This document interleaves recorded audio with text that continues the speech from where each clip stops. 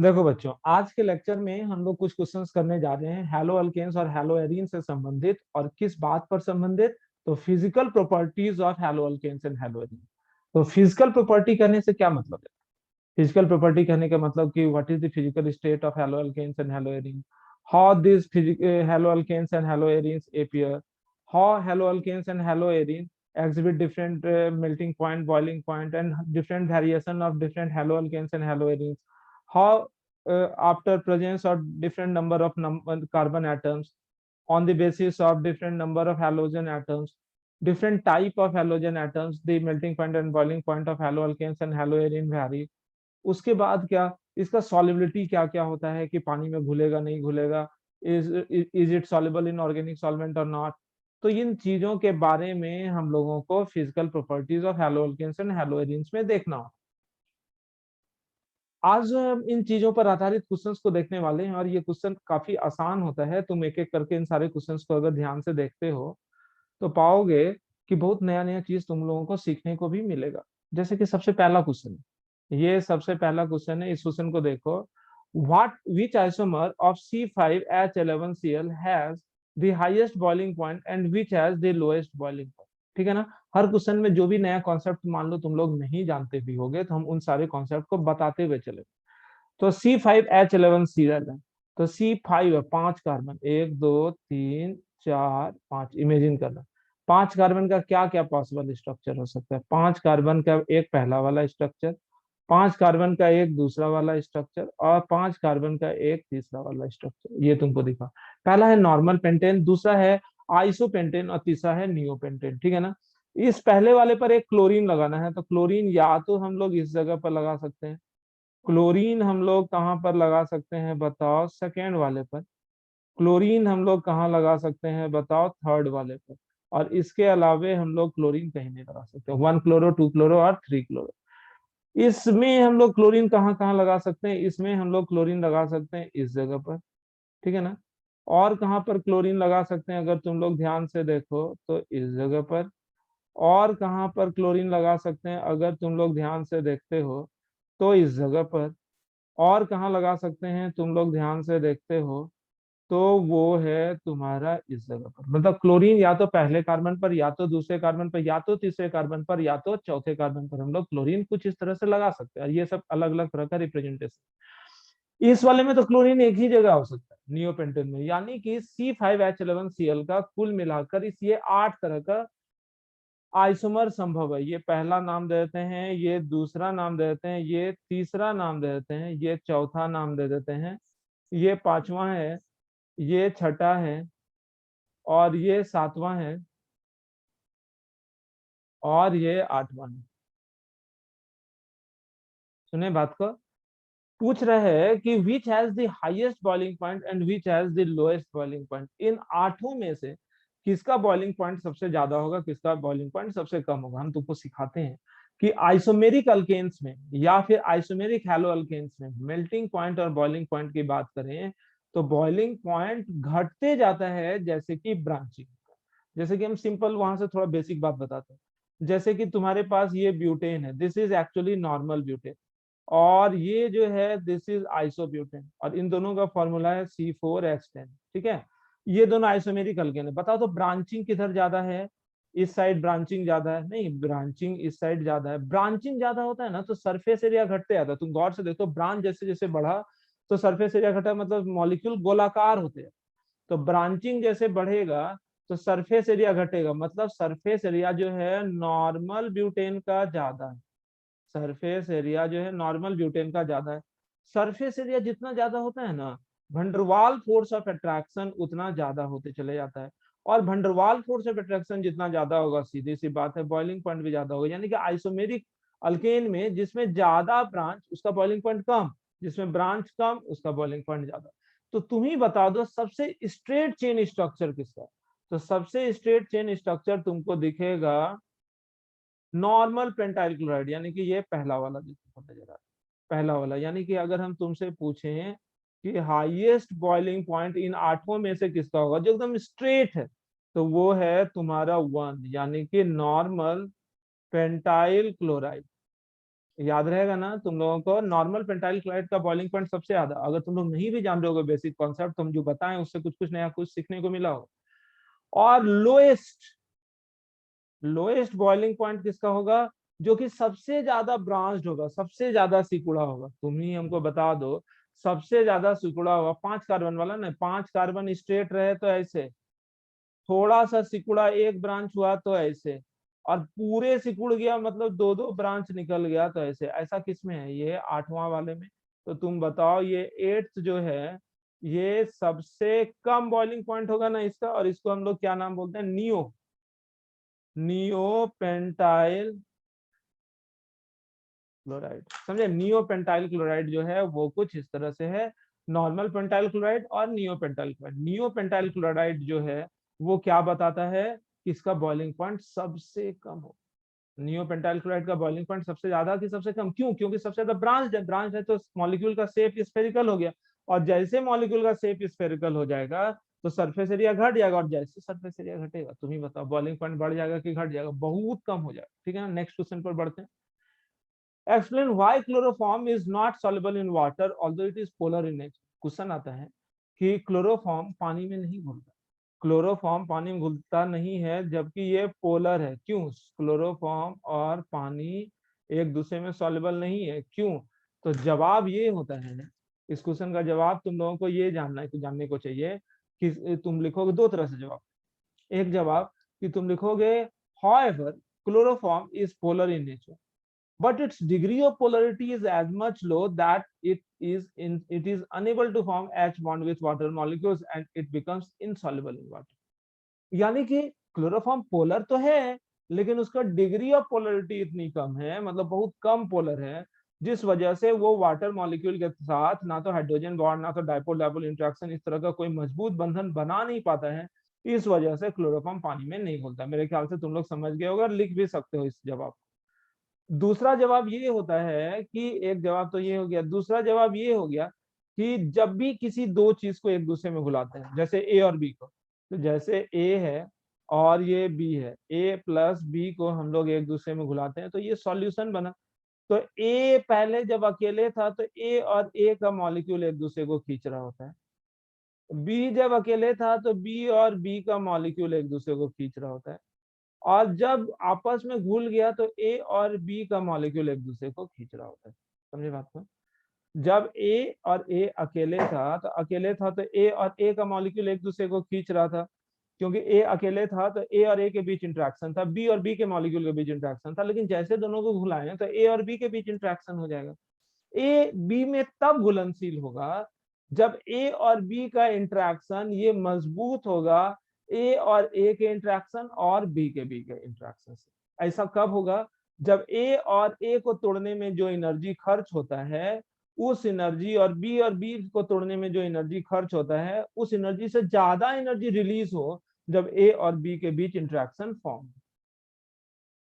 तो ए को मान लेते हैं हम लोग क्लोरोफॉर्म, ए जो है क्लोरोफॉर्म है, बी को मान लेते हैं वाटर, और बाकी बात तो तुम समझ रहे हो। तो इसका जवाब कैसे दोगे, सोच के देखो।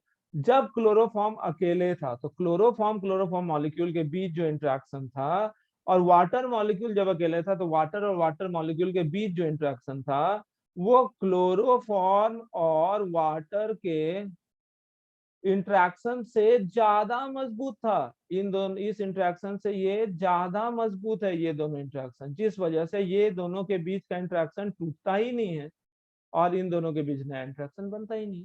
तो ये सिंपल सा कॉन्सेप्ट है, समझ में आ रही है बात। Next, arrange the following in their order of increasing density. तुम देखो पहला वाला में क्या है, फर्स्ट वाले में है CHCl3, दूसरे में क्या है, सही से लिखते हैं ठीक है ना, फर्स्ट वाले को अगर तुम लोग ध्यान से देखो तो पहला ये वाला लिखते हैं CH3Cl, इसमें एक ही क्लोरीन है इसलिए उसको पहले लिखें। इसके बाद इस वाले को देखो, इसमें दो दो क्लोरीन है CH2Cl2। इस वाले को देखो इसमें तीन तीन क्लोरीन है CHCl3, दिख गया ना। और इस वाले को देखो इसमें चार चार क्लोरीन है CCl4। तो नंबर ऑफ हैलोजन एटम जैसे जैसे बढ़ेगा सेम नंबर ऑफ कार्बन वाले हेलो अल्केन में, तो डेंसिटी भी बढ़ते चलेगा। ऐसे भी तुम लोग सोच के देखो ना, कार्बन की संख्या सेम है लेकिन हैलोजन की संख्या बढ़ती जा रही है, तो जितना ज्यादा हैलोजन होगा डेंसिटी उतना ज्यादा। दूसरा क्वेश्चन में क्या है, एक में C2H5Br है, I है और Cl है। तो सबसे पहले हम लोग लिखते हैं C2H5, सब में अल्काइल ग्रुप तो सेम है, एक में क्लोरीन है, एक में ब्रोमीन है और एक में आयोडीन है। तुम बताओ इन तीनों में अंतर क्या है? हैलोजन का अंतर है। तो हैलोजन जितना भारी होता है, क्लोरीन, ब्रोमीन और आयोडीन में, तुम ही बताओ ना सबसे ज्यादा भारी कौन? आयोडीन। तो डेंसिटी जो है वो किस वाले का ज्यादा होगा? जल्दी बता दो, आयोडीन वाले। हमको लगता है समझ में आ रहा है। Next, arrange each set of the compound in the order of increasing boiling point. यहाँ पर जितना भी कंपाउंड है इन सबों को अरेंज करना है। Arrange each set of compound in order of increasing boiling point, इन सबों को बॉइलिंग पॉइंट के बढ़ते क्रम में सजाना है। तो पहला जो है वो क्या है? ब्रोमोमीथेन, ब्रोमोफॉर्म, क्लोरोमीथेन और क्लोरोफॉर्म। देखो इसी वजह से नाम से स्ट्रक्चर लिखने तुम लोगों का आना बहुत जरूरी होता है। तो सबसे पहले हम सबका स्ट्रक्चर लिख लेते हैं। स्ट्रक्चर लिखते हैं ब्रोमोमीथेन। ब्रोमोमीथेन मतलब CH3Br और इसको हम नाम दे देते हैं 1। ठीक है। दूसरा है bromoform, CH Br3, this is bromoform. सीखते जाओ और याद भी करते जाओ। क्लोरोमीथेन, CH3Cl, इसको हम लोग तीसरा नाम दे दिए। और डाइब्रोमोमीथेन मतलब CH2Br2, दिस इज डाइब्रोमोमीथेन, जो कि चौथा है। तो पूछ क्या रहा है? अरेंज इस set of compound increase boiling point. Boiling point तब बढ़ता है जब कार्बन का संख्या बढ़ता है। कार्बन का संख्या तो नहीं बढ़ रहा है। हेलोजन का संख्या बढ़ने से भी बॉइलिंग पॉइंट बढ़ता है। बिल्कुल, हेलोजन का संख्या जैसे जैसे बढ़ेगा तो बॉइलिंग पॉइंट बढ़ेगा। और अगर सेम हेलोजन हो तो हेलोजन का मोलर मास जैसे जैसे बढ़ेगा, जैसे क्लोरीन से ज्यादा ब्रोमीन, ब्रोमीन से ज्यादा आयोडीन, तो उसका भी बॉइलिंग पॉइंट बढ़ेगा। तो सबसे पहले तो हम देखते हैं कि इसमें एक ब्रोमीन है, इसमें 3 ब्रोमीन है और इसमें 2 ब्रोमीन है। तो बताओ एक ब्रोमीन का बॉइलिंग पॉइंट सबसे कम, यानी कि पहले वाले का सबसे कम। फिर 2 ब्रोमीन वाला है चौथा, इससे ज्यादा बॉइलिंग पॉइंट होगा चौथे वाले का। उसके बाद 3 ब्रोमीन है, तुम लोग गौर से देखो दूसरे में, तो दूसरे का बॉइलिंग पॉइंट और बढ़ेगा। और लेकिन ये जो तीसरा है, इसमें एक क्लोरीन है। इस इन दोनों को कंपेयर करो, इसमें एक ब्रोमीन है, इसमें एक क्लोरीन है। तो ब्रोमीन और क्लोरीन एक एक है, तो जैसे जैसे एटॉमिक मास बढ़ता है तो बॉइलिंग पॉइंट बढ़ता है। यानी कि तीसरे वाले का सबसे कम होगा, पहले से भी कम होगा। समझ में आई बात? तो इन चारों में सबसे ज्यादा बॉइलिंग पॉइंट किसका है, वो उस ऑर्डर को हम लोग देखें। दूसरे वाले को देखो, दूसरे वाले में क्या है? 1 chloropropane, CH3 CH2 CH2 Cl, लिखते चले जाते हैं। 1 chloropropane. Isopropyl chloride, CH3CH CH3Cl, this is isopropyl chloride. उसके बाद है 1 chlorobutane, CH3 CH2 CH2 CH2Cl, 1 chlorobutane. तुम बताओ पहला और दूसरा में 3-3 कार्बन, पहला और दूसरा में 3-3 कार्बन है, और तीसरे वाले में क्या है तुम बताओ? 4 कार्बन। तो 4 कार्बन वाले का तो बॉइलिंग पॉइंट सबसे ज्यादा होगा, यानी कि तीसरे वाले का सबसे ज्यादा। फिर पहले और दूसरे में क्या अंतर है? पहले वाले में एक क्लोरीन है, दूसरे वाले में भी एक क्लोरीन है, लेकिन क्या है ना, पहले वाला नॉर्मल है और दूसरे वाला आइसो, मतलब ब्रांचिंग ज्यादा होता है। सिखाए थे अभी, ब्रांचिंग ज्यादा तो बॉइलिंग पॉइंट कम। तो नॉर्मल वाले का बॉइलिंग पॉइंट ज्यादा, ब्रांचिंग वाले का बॉइलिंग पॉइंट कम, क्योंकि सरफेस एरिया कम हो जाता है, वंडरवाल फोर्स ऑफ अट्रैक्शन घट जाता है, इस वजह से बॉइलिंग पॉइंट भी घट जाता है। यानी कि पहले वाले का ज्यादा और दूसरे वाले का कम। तो ये सारा ऑर्डर अच्छे से समझ के लिखना। खूब क्वेश्चन आता है फिजिकल प्रॉपर्टी में, छोटा सा हिस्सा है, क्वेश्चन बहुत ज्यादा। Which isomer of C4H9Cl have lowest boiling point and which one have highest? देखो ध्यान से, 4 कार्बन, 1 2 3 4, या तो इस तरह से हो सकता है, 1 2 3 या 4, या तो इस तरह से हो सकता है। क्लोरीन जोड़ना है, तो क्लोरीन इसमें या तो पहले वाले क्लोरीन कार्बन पर जोड़ सकते हैं, या तो कहां पर जोड़ सकते हैं? दूसरे वाले कार्बन। इसमें क्लोरीन जोड़ना है, या तो पहले वाले पर जोड़ सकते हैं, या तो कहां जोड़ सकते हैं बताओ? दूसरे वाले पर। ये 4 तरह का पॉसिबल आइसोमर हो सकता है C4H9Cl का। C4H9Cl का कितने तरह का पॉसिबल आइसोमर हो सकता है? ये 4 तरह का, जो कि तुम लोगों को यहाँ पर नजर भी आता है। इन चारों में जो पहला वाला आइसोमर है, जो कि तुमको यहाँ दिख रहा है, ये पहला वाला आइसोमर 1 डिग्री है और सबसे ज्यादा फैलाव रखता है। और ये चौथा वाला देखो 3 डिग्री है और ये सबसे ज्यादा समेटा हुआ दिख रहा होगा तुमको, सबसे ज्यादा ब्रांच को नजर आ रहा है चौथा। जितना ज्यादा ब्रांचिंग बॉइलिंग पॉइंट उतना कम, और जितना फैला हुआ रहेगा मतलब स्ट्रेट जितना रहेगा उतना ज्यादा बॉइलिंग पॉइंट। तो तुमसे यहाँ पर पूछ रहा है हाईएस्ट बॉइलिंग पॉइंट, तो हाईएस्ट बॉइलिंग पॉइंट हो जाएगा पहले का, यानी कि नॉर्मल ब्यूटाइल ब्रोमाइड, है ना। और लोएस्ट बॉइलिंग पॉइंट किसका हो जाएगा, लोएस्ट बॉइलिंग पॉइंट जो है वो हो जाएगा तुम्हारा चौथे वाले का, यानी कि टर्शियरी ब्यूटाइल ब्रोमाइड। सही है कि गलत, बिल्कुल सही है, गलत क्यों होगा। Next, arrange the following in order of decreasing density, करें इन सबों को डेंसिटी के घटते क्रम में से आना। फिर वही बात कि स्ट्रक्चर लिखना होगा, 1 chloropropane CH3 CH2 CH2 Cl, 1 chloropropane, 1 आयोडोप्रोपेन CH3 CH2 CH2 I, और 1 bromopropane CH3 CH2 CH2 Br। तो इस वाले को हम लोग 1 मान लेते हैं, इस वाले को 2 मान लेते हैं, और इस वाले को 3। तुम बता दो कि डेंसिटी, अभी बताएं कि कार्बन की संख्या अगर सेम हो तो डेंसिटी उसका ज्यादा जिसमें हेलोजन का एटॉमिक मास सबसे ज्यादा एटॉमिक मास किसका है प्यारे बच्चों, आयोडीन का। इस वजह से दूसरे वाले की डेंसिटी सबसे ज्यादा, फिर ब्रोमीन का, यानी कि तीसरे वाले की डेंसिटी सबसे ज्यादा, और इन तीनों में क्लोरीन का, यानी कि पहले वाले की डेंसिटी इन तीनों में सबसे कम। तो ये जो है तुमको डेंसिटी का ऑर्डर दिख गया। Next, explain why haloarenes are insoluble in water. तुमको एक्सप्लेन करना है कि हेलोएरिन पानी में अघुलनशील होता है, ऐसा क्यों। Explain why haloarenes are insoluble in water but are soluble in benzene. ये जो है हेलोएरिन, इसी को बोलते हैं, ये पानी में घुलता है कि नहीं घुलता है, not soluble, not soluble in water. ये जो H2 है इसमें नहीं घुलेगा। लेकिन हेलोएरिन जो होता है ना, this is soluble in benzene, ये बेंजीन में जो होता है सॉल्युबल इन बेंजीन। ऐसा क्यों, ये तुमसे पूछा गया।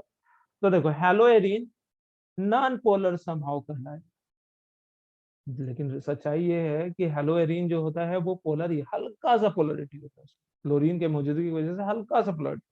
अभी कुछ देर पहले नहीं बताया, haloarenes are however polar in nature but its degree of polarity is as much low that it is unable to form any kind of bond with water molecule, that's why it is insoluble in water। या दूसरी तरह से हम लोग बोल सकते हैं कि हेलोएरिन नॉन पोलर है ना, हेलोएरिन जो है वो क्या है प्यारे बच्चों, नॉन पोलर।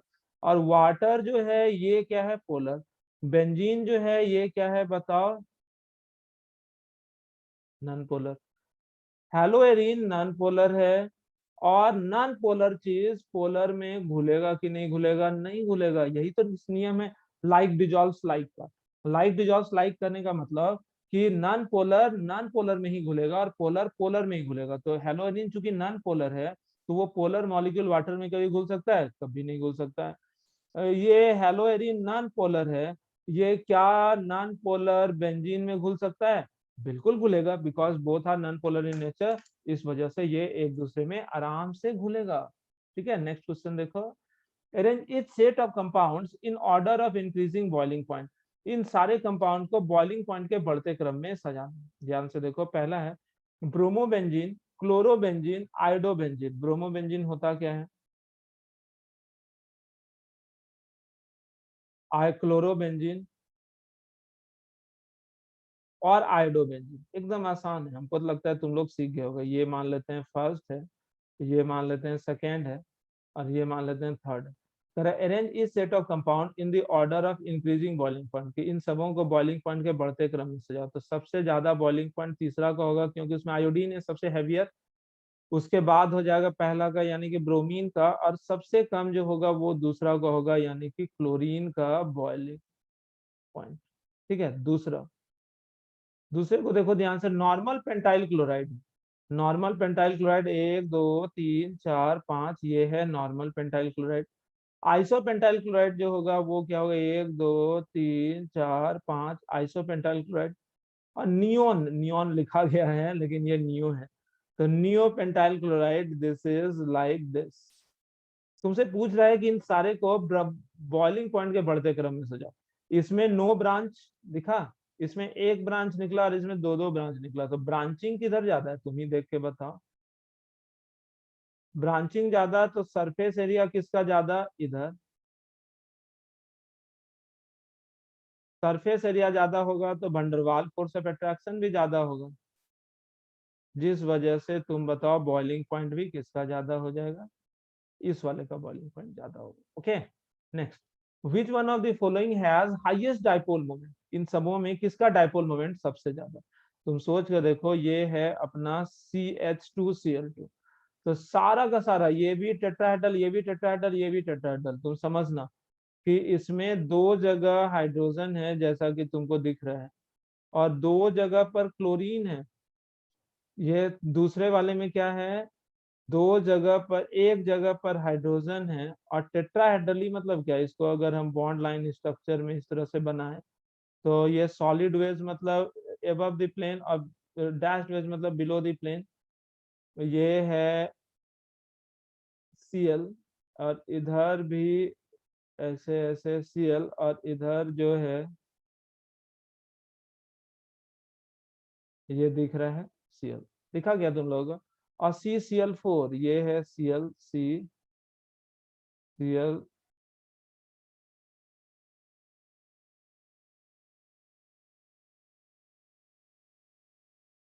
Cl4 देखा, यहाँ Cl और यहाँ भी CCl4।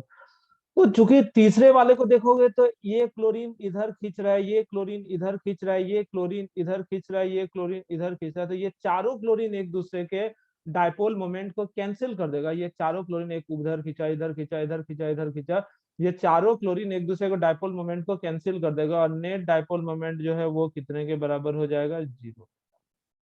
यानी कि तीसरा वाला जो है ये टोटली नॉन पोलर है, मतलब बिल्कुल भी इसमें पोलरिटी नहीं है, ये बिल्कुल नॉन पोलर है तीसरा वाला। इसमें देखो एक डाइपोल मोमेंट इधर, एक डाइपोल मोमेंट इधर, एक डाइपोल मोमेंट इधर, तो इन दोनों से संबंधित, इस वाले से और इस वाले से का जो रिजल्टेंट होगा उसको ये थोड़ा बहुत कैंसिल कर देगा। इसमें कुछ नेट डाइपोल मोमेंट होगा नीचे की तरफ। इसमें क्या होगा, एक डाइपोल मोमेंट इधर, एक डाइपोल मोमेंट इधर, तो इन दोनों का फैक्टोरियल सम जो होगा ये डाइपोल मोमेंट इस दिशा में होगा। तो तुमसे अगर पूछेंगे तो सबसे ज्यादा डाइपोल मोमेंट इसका होगा, उसके बाद का डाइपोल मोमेंट इसका होगा, और सबसे कम इसका होगा, यानी कि this is 1, this is 2 and this one is 3। Okay, explain why the dipole moment of chlorobenzene is lower than that of cyclohexyl chloride. एकदम ध्यान से देखना, एनसीईआरटी का क्वेश्चन है, इंपॉर्टेंट क्वेश्चन।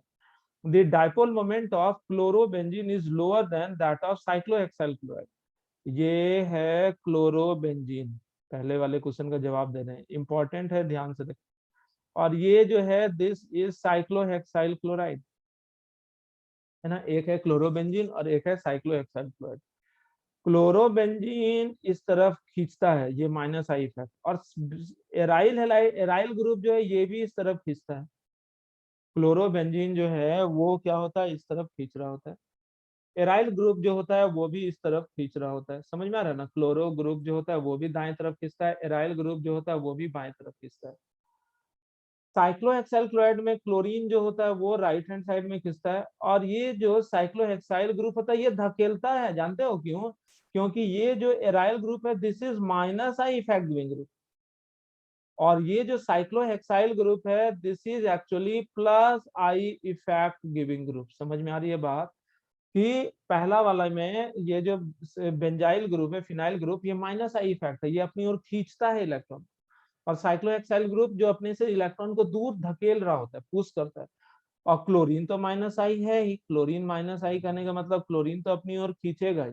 तो तुम देखो फर्स्ट वाले केस में, मतलब एराइल लाइड में, ये और ये दोनों डाइपोल एक दूसरे को कैंसिल कर रहा है, अपोजिट डायरेक्शन में, है ना।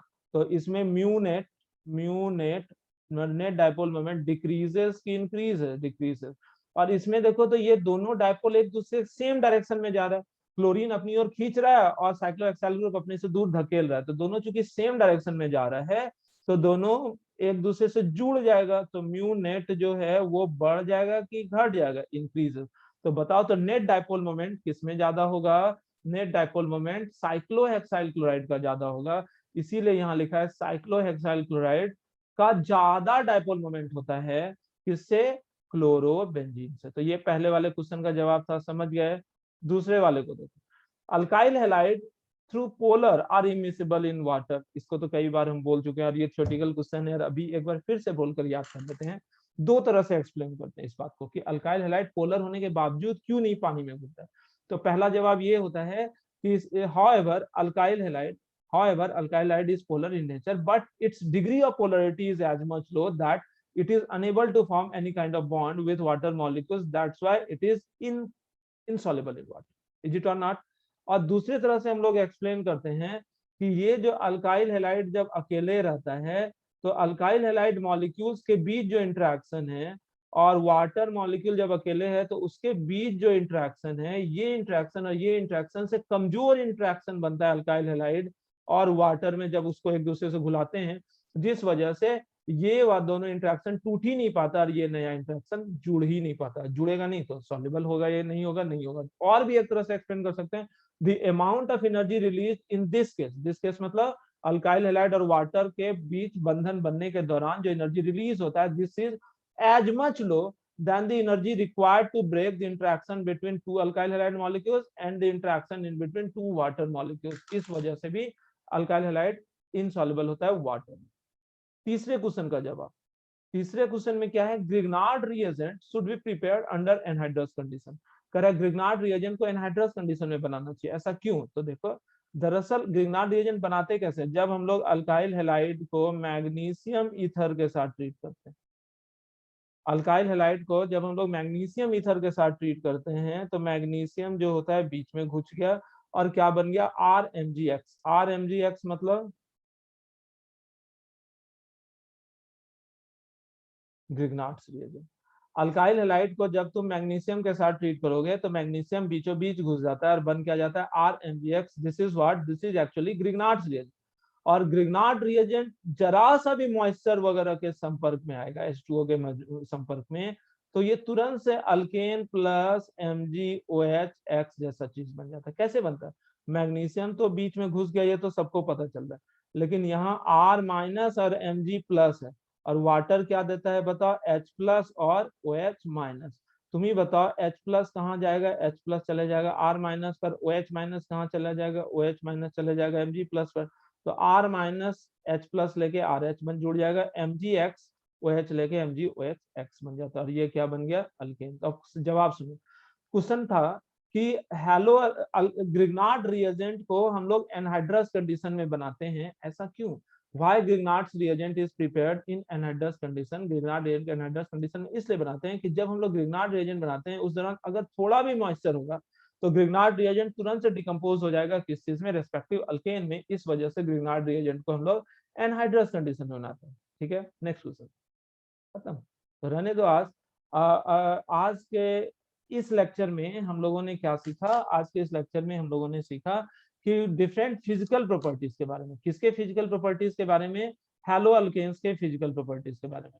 अभी हम लोग क्या करने जा रहे हैं, तुम लोगों को तुरंत से वापस आना है, प्लीज वापस आओ, और हम तुम लोगों को नोमेनक्लेचर के बारे में बताएंगे कि कॉमन नेम लिखने के दौरान जब भी हम लोग किसी भी अल्केन का कॉमन नेम लिखते हैं तो उस कॉमन नेम के दौरान normal, iso, neo, tertiary, secondary, इन चीजों का इस्तेमाल हम लोग कब कब करते हैं। इन चीजों को अगर बेहतर तरीके से समझना है, मैक्सिमम 10 से 15 मिनट लगेगा मैक्सिमम।